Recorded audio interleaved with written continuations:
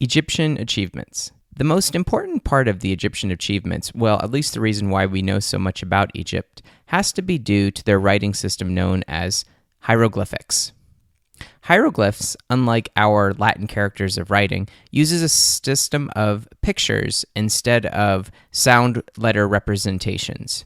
The Egyptians had an early form of paper called papyrus that they made from reeds.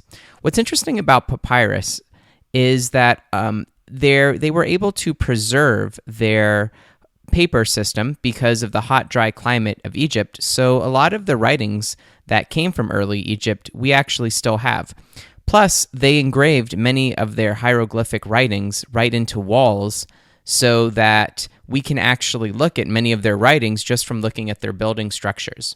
Now, everybody who understood how to read hieroglyphics, of course, was dead by the time that archaeology became popular and people started trying to decipher some of the writings of ancient Egypt. So the game changer, the reason why we are able to understand most of Egyptian writing, is due to one piece of archaeological evidence known as the Rosetta Stone. Now, what the Rosetta Stone was actually a trade document, and not a particularly important one either.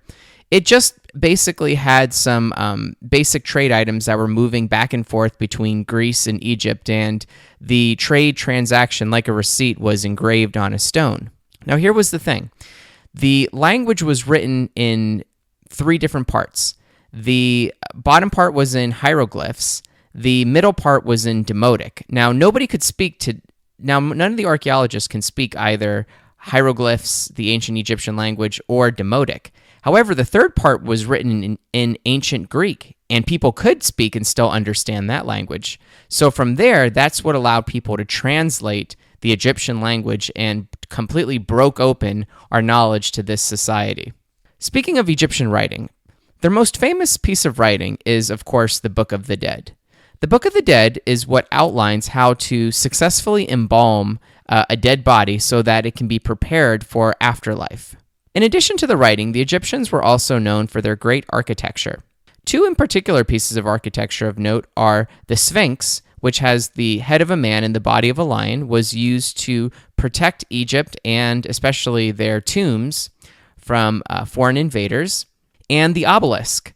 The obelisk has a pointy shape where it basically points into the sky, and this was used as an entrance and exit for the ancient gods to get back and forth from the world of the dead into the world of the living.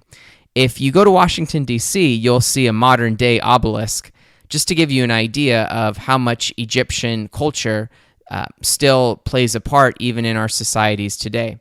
The Romans were actually famous for marching into Egypt and then destroying the Egyptian cities and carting off their obelisks back to Rome.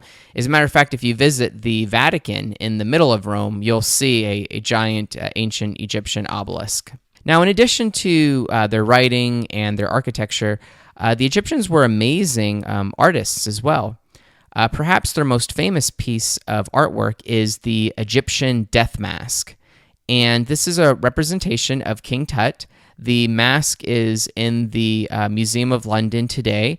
It is still highly regarded as one of the most exquisite pieces of art that was ever created.